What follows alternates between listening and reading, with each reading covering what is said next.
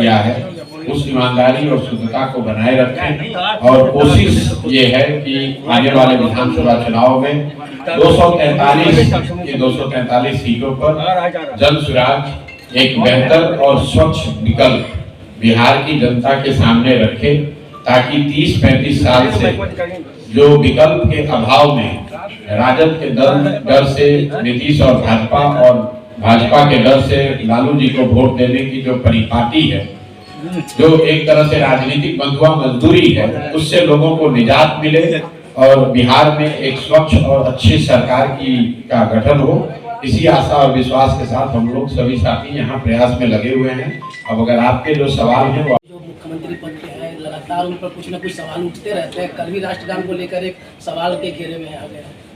नहीं, सवाल हम लोगों ने उठाना शुरू नहीं किया है। आपने ठीक कहा कि सवाल तो 2-2.5 साल से उठ रहे हैं, क्योंकि सार्वजनिक जीवन में अगर आपका आचार विचार व्यवहार ऐसा परिलक्षित हो कि आप स्वस्थ नहीं हैं, तो आप जनता और मीडिया के नजर से बात को छुपेगी नहीं। सबसे पहले नीतीश जी के मानसिक हालात पर टिप्पणी उन्हीं के सहयोगी स्वर्गीय सुशील कुमार मोदी जी ने उठाई।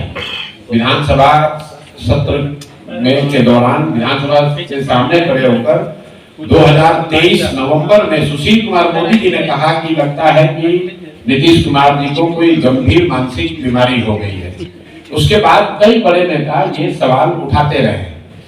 पिछले 2 महीने में मैंने भी या जन स्वराज ने भी इस बात को उठाया है, इसलिए कि बीपीएससी के आंदोलन के दौरान जो सरकार के विभिन्न नेता या अधिकारी जो हम लोग के संपर्क में रहे, उन लोगों के बातचीत से ऐसा लगा कि नीतीश कुमार जी मानसिक तौर पर इस स्थिति में नहीं है कि वो विषयों का संज्ञान लेकर उस पर निर्णय ले सके। तो हम लोगों ने भी मांग रखी कि भाई अब नीतीश जी इतने बड़े राज्य के मुख्यमंत्री हैं, आप अगर सिपाही के तौर पर भी बहाल होते हैं तो आपका मेडिकल जांच होता है। मुख्यमंत्री हैं तो आपको अपने मेडिकल स्थिति के बारे में स्थिति जो है वो स्पष्ट करनी चाहिए। अभी तक सरकार ने उसका तो संज्ञान कुछ लिया नहीं। मैंने तो कैमरे पर भी कहा है कि नीतीश जी शारीरिक तौर पर थक गए हैं, फिजिकली टायर्ड और मेंटली रिटायर्ड हैं। और रोज की जो घटनाएं हैं आप देखेंगे, जैसे जैसे समय आगे बढ़ेगा, चुनाव आते आते रोज आप देखिएगा, क्योंकि अगर आप व्यक्ति अगर स्वस्थ नहीं है तो उसको कितने देर तक आप छुपा के रखिएगा। हम लोग तो कह रहे हैं कि अगर नीतीश जी बाकी बातें छोड़ दीजिए, अपने मंत्री परिषद के सदस्यों का नाम अगर नीतीश जी बताते, कैमरे पर अपने मंत्री परिषद के साथियों का नाम नहीं बता सकते हैं, उनकी ये स्थिति है। और उनके भरोसे पूरा बिहार छोड़ा हुआ है। और इसके लिए नीतीश कुमार से ज्यादा कहीं न कहीं भाजपा वाले दोषी हैं। मान लीजिए कि आपको हमको पता हो न हो, भाजपा के लोगों को तो पता है। क्या आपको लगता है कि गृह मंत्री प्रधानमंत्री को ये पता नहीं कि नीतीश कुमार की मानसिक हालत क्या है? इसके बावजूद सिर्फ वोट के लिए या कुछ सांसदों के समर्थन के लिए पूरे बिहार को उन्होंने एक तरीके से हाशिए पर छोड़ रखा है। और ये चाहते हैं कि किसी तरह नीतीश कुमार का चेहरा आगे रखकर गठबंधन के तौर पर चुनाव जीत जाएं। चुनाव जीतने के बाद तो नीतीश कुमार को हटाएंगे ही हटाएंगे। तो ये तो बिहार का दुर्भाग्य है। नीतीश कुमार के बेटे की एंट्री हो रही है। मुझे तो ऐसी कोई जानकारी नहीं है। पत्रकार बंधु लोग, आप लोग स्वतंत्र हैं इस तरह का स्पेकुलेशन करने के लिए। मेरा अपना एक जीवन में तरीका है काम करने का। जो व्यक्ति राजनीति में नहीं है उस पर मैं टीका टिप्पणी नहीं करता। लालू जी के भी जो बच्चे या परिवार के सदस्य या किसी अन्य नेता के परिवार के सदस्य जो राजनीति में नहीं है, उन पर टीका टिप्पणी करना उचित नहीं है। मैं जहां तक समझता हूं नीतीश जी के लड़के अभी राजनीति में नहीं है। जब राजनीति में आएंगे तब टीका टिप्पणी की जाएगी। कहीं जदयू ने या नीतीश कुमार ने इसकी ना कोई औपचारिक घोषणा की है, ना हम लोगों ने उसको देखा कि कहीं उनको कोई औपचारिक पद दिया गया है। ये तो पत्रकार बंधु लोग खुद से ही चलाते रहते हैं और आप स्वतंत्र हैं चलाने के लिए, लेकिन हम लोग उस पर कोई टिप्पणी नहीं करना चाहते। ये माहौल जो बनाया जा रहा है, आपने भी बिहार का भ्रमण किया है, अभी कन्हैया कुमार जो है बिहार का भ्रमण कर रहे हैं, पदयात्रा कर रहे हैं, उस पर क्या कुछ कहिए? अच्छी बात है, लोकतंत्र है, सबको भ्रमण करने का, जनता से मिलने का अधिकार है। कांग्रेस 100 साल से ज्यादा पुरानी पार्टी है, तो कांग्रेस के कोई नेता अगर बिहार में घूम रहे हैं या जनसंपर्क कर रहे हैं तो ये तो होना ही चाहिए, ये तो बल्कि ज्यादा होना चाहिए। लेकिन इतना जरूर है कि जब कन्हैया जी घूम रहे हैं तो उनको ये बताना चाहिए कि कांग्रेस पार्टी के 9 नए नवेले मुख्यमंत्री तेलंगाना में रेवंत रेड्डी ने आज से कुछ महीनों पहले जो कहा कि बिहारियों का डीएनए जो है वो मजदूरी करने का है, बिहारी मजदूरी करने के लिए पैदा हुए हैं। तो कन्हैया जी को या कांग्रेस के बड़े नेताओं को ये बताना चाहिए कि उस बयान से कितना सहमत हैं, और अगर सहमत नहीं हैं तो उन पर क्या कार्रवाई की गई है। राहुल गांधी हो या कन्हैया कुमार हो, उनको ये तो बताना ही चाहिए। अगर तेलंगाना में कांग्रेस का मुख्यमंत्री ये कह रहा है कि बिहार के लोग मजदूरी करने के लिए पैदा हुए हैं, और तब उसी बिहार में वोट मांगने क्यों आ रहे हो? हम लोग तो मजदूरी करने के लिए पैदा हुए हैं, तो हम लोग से वोट मांगने क्यों आ रहे हो भाई? वोट भी यहाँ से लोगे और हम भी लोग को कह रहे हो कि हम लोग के डीएनए में मजदूरी करना है। इस बात का भी जवाब देना चाहिए। बाकी जनसंपर्क वो कर रहे हैं, उसमें कोई दिक्कत नहीं है। अभी आपने चुनाव जीत जाएगी। मैंने कहा कि अगर एनडीए की सरकार, अभी नहीं कहा, रोज कह रहे हैं कि नवंबर में बिहार में नया मुख्यमंत्री बनेगा। अब कोई भी बने, नीतीश कुमार नहीं बनेंगे। अगर एनडीए जीत भी जाए तो भी, अगर एनडीए जीत भी जाए तो भी नीतीश कुमार मुख्यमंत्री नहीं बनेंगे। आपका सवाल है कि क्या आप मानते हैं एनडीए जीत जाएगा?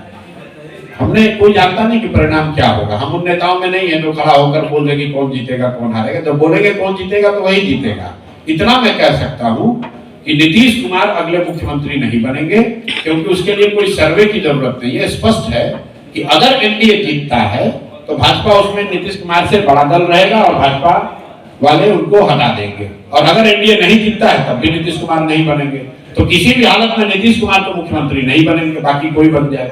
प्रशांत किशोर तो कहते हैं कि हम भी मुख्यमंत्री नहीं बनेंगे, तो कौन होगा वो चेहरा जो जनसुराज को अगर लोग चुनते हैं, जनसुराज पे विश्वास जताते हैं, तो कौन मुख्यमंत्री बनेगा बिहार? आपने अगर ये पूछा होता हमसे कि जनसुराज का राज्य का अध्यक्ष कौन होगा या यहाँ जिले का अध्यक्ष कौन होगा, जिले का प्रभारी कौन होगा, तो हम आपको नहीं बता सकते थे 6 महीने साल भर पहले।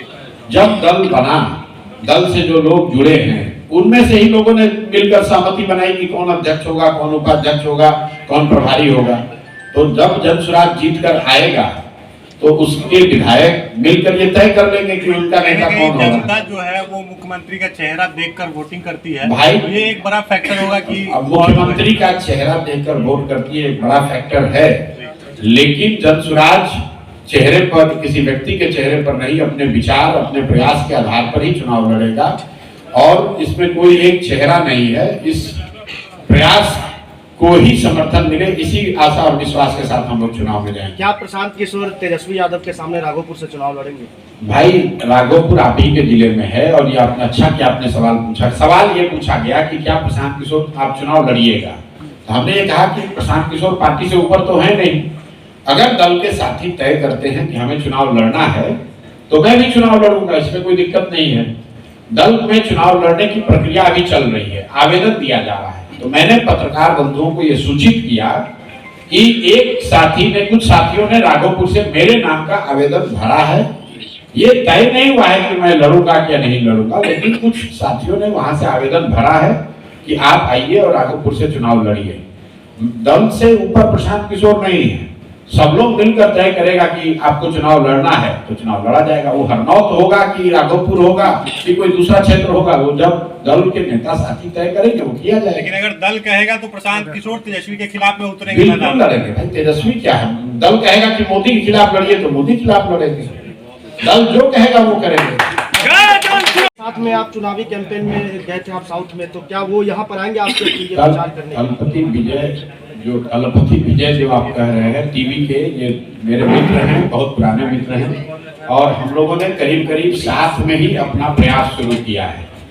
मैंने बिहार में जनसुराज के नाम से और उन्होंने तमिलनाडु में टीवीके के नाम से एक ऑल्टरनेट पॉलिटिक्स का जो तरीका है वो अपने यहाँ तमिलनाडु में शुरू कर रहे हैं और मैं यहाँ बिहार में शुरू कर रहा हूँ। दोनों एक दूसरे के साथ खड़े हैं। मैं अपनी ताकत से यहाँ लड़ रहा हूँ, वो अपनी ताकत से वहां लड़ रहे हैं, लेकिन मेरी जो बुद्धि समझ ताकत है वो उनके साथ है, और उनकी जो भी जिस तरह से भी विजय हमारी मदद कर सकते हैं वो भी मदद हमारी यहाँ करेंगे, ये आप मानकर चलिए। प्रशांत जी, आपने लालू जी के साथ में भी काम किया है। जो अभी जो वर्तमान हालात है बिहार के लॉ एंड ऑर्डर के लेकर, जो भागलपुर में कल घटना घटी, तो जो हाल के दिन में जो घटना हो रही है उसको कैसे देख रहे हैं? देखिए, लालू जी के राज में जो लॉ एंड ऑर्डर की स्थिति थी, लॉ एंड ऑर्डर की स्थिति उतनी खराब तो नहीं है, लेकिन अभी जो लॉ एंड ऑर्डर की स्थिति है वो दिखाती है कि इस सरकार का इकबाल खत्म हो गया है। इस सरकार का इकबाल खत्म हो गया है। कुछ चंद अधिकारी ही इस पूरे सरकार को चला रहे हैं, कोई उसमें जवाबदेह नहीं है। और फिर यही बात मैं दोहराऊंगा, बहुत लोगों को समझ में नहीं आ रही है बात, लॉ एंड ऑर्डर क्यों खराब है, इसकी दो वजह है। एक तो जो यहाँ के मुख्यमंत्री हैं, होम मिनिस्टर हैं, गृह विभाग के मुखिया हैं नीतीश कुमार, वो कहीं न कहीं शारीरिक और मानसिक तौर पे अब अलर्ट नहीं है, उतना सक्षम नहीं है। दूसरी बात, इसलिए अधिकारियों का है, अधिकारी जैसे चला रहे हैं वैसे चल रहा है। दूसरी बात, अगर आप इसको ध्यान से समझना चाहेंगे तो देखिए 2017 के बाद से बिहार में लॉ एंड ऑर्डर की स्थिति बिगड़नी शुरू हुई है। 17 से क्या हुआ, 17 से शराबबंदी लागू हुई। जब से शराबबंदी लागू हुई है, आपको हमको ये ध्यान देना होगा कि पुलिस प्रशासन का एक बड़ा तंत्र शराबबंदी को लागू कराने, उसको छिपाने, कमाने, चलाने के में लगा हुआ है, और रूटीन लॉ एंड ऑर्डर का जो काम है वो काम बिल्कुल बंद पड़ा हुआ है।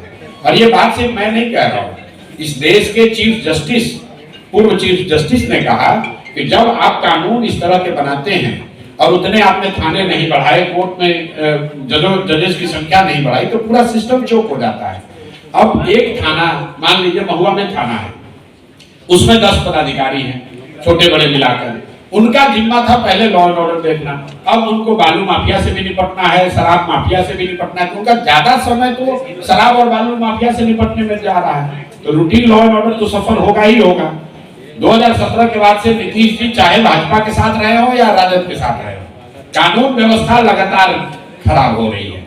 और उसका एक बड़ा कारण है जो यहाँ के लोगों को समझ में आ भी रहा है और नहीं भी आ रहा है कई मायनों में, कि जब तक आप शराबबंदी लागू रखेंगे, लॉ एंड ऑर्डर धीरे धीरे बिगड़ता ही जाएगा। जब गांव-गांव में बच्चे 2-2, 3-3 बोतल के शराब का स्मगलिंग, तस्करी का काम करेंगे, स्मैक का धंधा करेंगे, मोटरसाइकिल और कट्टा लेकर घूमेंगे, तो लॉ एंड ऑर्डर तो बिगड़ेगा ही बिगड़ेगा भाई।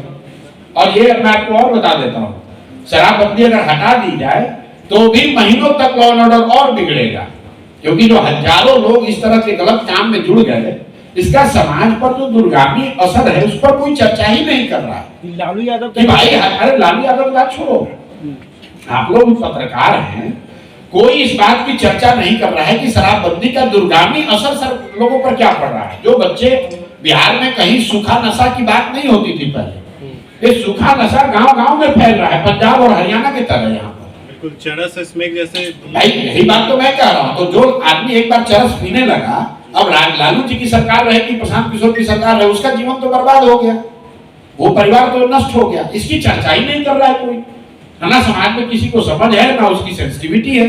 खाली बात किए जा रहा है शराबबंदी वोट, शराबबंदी वोट। अरे वोट के आगे भी दुनिया है भाई। राजनीति जो है वो सिर्फ वोट लेने देने का प्रयोजन नहीं है। आजादी से पहले जितने लोग इस देश में राजनीति किए, जिन्होंने इस देश की नींव रखी, जो इस देश के फाउंडिंग फादर हैं, वो तो चुनाव नहीं लड़े, तो क्या उनको राजनीति की समझ नहीं थी? राजनीति का मतलब सिर्फ एमएलए बनना नहीं है। राजनीति का मतलब सबसे पहले ये है कि समाज में अगर कुछ गलत हो रहा है, किसी के साथ जाति हो रही है, तो उस बात को उठाना, उसके साथ खड़ा होना भी राजनीति है। हम राजनीति में इसलिए नहीं आए कि हमको एमएलए बनना है। वो एमएलए एमपी बनना, जितनी सुख सुविधा मान सम्मान मिल सकता है, वो सब भगवान के कृपा से उससे ज्यादा मिला हुआ है। लेकिन शराबबंदी की वजह से बिहार का एक बड़ा समाज टूट रहा है, बर्बाद हो रहा है, उसको लोग ध्यान नहीं दे रहे हैं। इसीलिए मैं इतने जोर से कहता हूँ, वोट मिले ना मिले, निश्चित तौर पर शराबबंदी हटनी चाहिए, नहीं तो क्राइम भी बढ़ेगा और सूखा नशा भी बढ़ेगा और कई तरह के इसके दुष्परिणाम आने वाले पीढ़ियों को झेलना पड़ेगा। बिहार की जो जातीय गोलबंदी उसको कैसे खत्म कर सकते हैं? अपने विचार से बिहार की जो जातीय गोलबंदी है चुनाव में देखने को मिलता है, उसको कैसे पाटा जा सकता है? अरे भाई, पटा ऑलरेडी पटा हुआ है। यहाँ पर आप लोग हैं, यहाँ पर कौन जीता है चुनाव इस बार? इस बार कौन चुनाव जीता है? चिराग जी जीते हैं। कितना वोट मिला है उनको? 6.25 लाख। तो क्या चिराग जी के जाति के 6.25 लाख लोग रहते हैं इस लोकसभा क्षेत्र में? तो क्या सिर्फ चिराग जी के जाति के लोगों ने ही उनको वोट दिया है? आप लोग के सामने जो चीज रहती है इसको भी आप लोग देखना नहीं चाहते। आप ये कह रहे हैं कि हर आदमी सिर्फ जाति पर वोट दे रहा है, तो क्या चिराग जी के जाति के 6.25 लाख लोग रहते हैं लोकसभा क्षेत्र में? और अगर नहीं रहते हैं तो दूसरे जाति के लोगों ने भी तो चिराग पासवान को वोट दिया ही है ना। लालू जी के जो उम्मीदवार होंगे उनको यहाँ बड़ी संख्या में मुसलमानों ने वोट दिया होगा, तो क्या लालू जी की जाति मुसलमान तो है नहीं? भाई जाति राजनीति में एक बड़ा फैक्टर है। जो भी चीज समाज में फैक्टर है वो राजनीति में फैक्टर होगा, लेकिन जाति एक मात्र पहलू नहीं है। जाति एक पहलू है, जाति एक मात्र पहलू नहीं है। बिहार में वो लोग मोदी जी को वोट दिए हैं, मोदी जी के जाति का तो एक आदमी रहता ही नहीं है पूरे बिहार में। मोदी जी जिस घांची समाज से आते हैं, घांची समाज का तो कोई बिहार में रहता ही नहीं है, तो बिहार में मोदी जी को वोट दे कौन रहा है? भाई आपको ऐसा लगता है कि हर व्यक्ति, नीतीश कुमार के जाति के कितने लोग रहते हैं बिहार में? नीतीश जी के अपने जाति के कितने लोग रहते हैं बिहार में? तो आप एक तो समीकरण बनाए हैं, तो अगर नीतीश जी समीकरण बना सकते हैं तो प्रशांत किशोर भी समीकरण बना सकते हैं। क्या लगता है सर, आप क्या आरोप लगाते हैं कि आप लीडर नहीं है बल्कि डीलर है, आप सौदागर कह करके आपको संबोधित किया जाता है? अच्छी बात है। मान लीजिए कि आरजेडी वाले कह रहे हैं कि ये बिजनेसमैन है, बिजनेसमैन है। हमने तो पहले किसी अपने साक्षात्कार में कहा बिजनेसमैन है, चोर तो नहीं है, किसी का डाका तो नहीं डालते हैं, शराब माफिया तो नहीं है, बालू का धंधा तो नहीं करते हैं, चारा चोरी तो नहीं किए हैं, बिजनेसमैन हैं। और ये विचार बेचने आए हैं कि बिहार के लोगों को अपने बच्चों के पढ़ाई और रोजगार के लिए वोट देना चाहिए। इस विचार का सौदा करने आए हैं कि अब नेताओं की चिंता छोड़ो, जाति धर्म छोड़ो, अपने बच्चों की चिंता करो। ये विचार टोकरी लेकर सर पर गांव-गांव बेच रहे हैं। आपको अगर बुरा लगता है तो मत खरीदिए, जिसको अच्छा लगेगा वो खरीदेगा। अरे और ये आप लोग नहीं पूछ रहे कि बिहार में आपने क्या शराब बिकने लगी? घर घर कौन शराब बिकवाया? सबसे पहले नीतीश कुमार ही तो 10 साल बेचवाए। आप लोग से कोई आप में से ये सवाल नहीं पूछता है भाजपाइयों से कि, और या अपने आप से आपको पूछना चाहिए कि अगर शराबबंदी इतना ही अच्छा है तो भाजपा वाले पूरा देश में काहे नहीं लागू कर दे रहे हैं इसको? यूपी में योगी काहे नहीं लागू कर दे रहे हैं? इतना बढ़िया मिठाई बिहार के लोगों को ही काहे बांटा जा रहा है? बिहार के लोगों के लिए बढ़िया मिठाई क्यों मोदी जी दे रहे हैं? यूपी में भी लागू कर दो भाई। शराबबंदी से अगर इतना ही अच्छा है तो पूरे देश के लोगों के लिए शराबबंदी लागू कर दीजिए, सबका भला हो जाएगा। बिहार के लोगों का ही भला खाए होना चाहिए। अगर कोई इतनी अच्छी बात हो गई जिससे लोग बता रहे हैं कि डोमेस्टिक वायलेंस कम हो गया, महिलाओं का एम्पावरमेंट हो गया, तो क्या भाजपा वाले पूरे देश में महिलाओं का सशक्तिकरण नहीं चाहते हैं? बिहार में अगर उनको लगता है कि महिलाओं का सशक्तिकरण हो रहा है इससे, तो पूरे देश में महिलाओं का सशक्तिकरण कर दीजिए। बिहार में शराबबंदी लागू करके यूपी में रुपया कमा रहे हैं, टैक्स बटोर रहे हैं और बिहार में बेवकूफ बना रहे हैं लोगों को। कुमार की सरकार बनाना संभव है?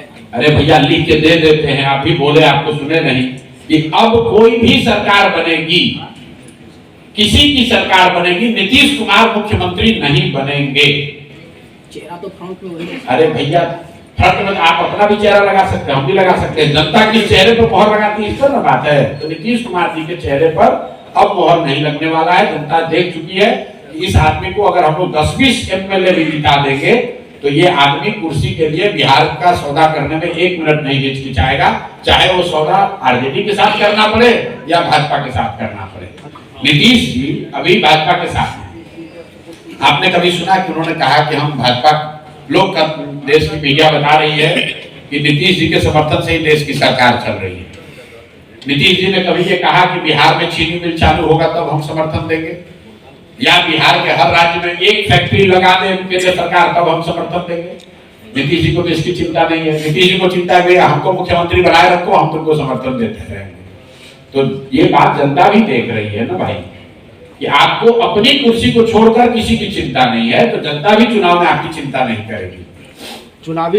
चुनाव के बाद ऐसी संभावना हुई कि गठबंधन की सरकार बनेगी, तो आप किसके साथ गठबंधन करना चाहेंगे? भाई इस बात का जवाब मैं कई बार दे चुका हूँ। 2025 में जनसुराज 243 सीट पर चुनाव लड़ेगा और 2029 में भी हम लोग 243 पर ही लड़ेंगे। न चुनाव से पहले समझौता, न चुनाव के बाद में समझौता। आपको घबराहट हो सकती है, प्रशांत किशोर को कोई घबराहट नहीं है। हमने यहाँ कहा है कि जब तक इसको नहीं सुधारेंगे, चाहे 10 साल लगे, 15 साल लगे, हमने अपना जीवन इसके लिए समर्पित किया है। मुझे कोई घबराहट नहीं है और मुझे इसको ऐसे ही करना है। जिसको अच्छा लगेगा वो साथ में रहेगा, जिसको अच्छा न लगे वो जा सकता है। मेरा अपना प्रयास, जब तक मैं इसको चला रहा हूँ, जब तक हमारे शरीर में बल है, मैं बिहार को सुधारने के लिए जो प्रयास शुरू किया है, इसमें कोई समझौता ना आगे पहले अभी तक हुआ है ना आगे होगा। जब अगर हम समझौता कर लेंगे, दलों से गठबंधन कर लेंगे, तो सुधार की बात ही क्या रह जाएगी। फिर नीतीश कुमार में और जनसुराज में फर्क क्या है, फिर राजद और हम में फर्क क्या है, और भाजपा और हम में क्या फर्क है। अगर हम समझौता ही कर लेंगे तो हमारी दशा भी वही होगी जो दूसरों की होगी। आप ये कह रहे हैं कि आजादी में शोषण किया जाता है, तो यहाँ पे कोई रोजगार नहीं है।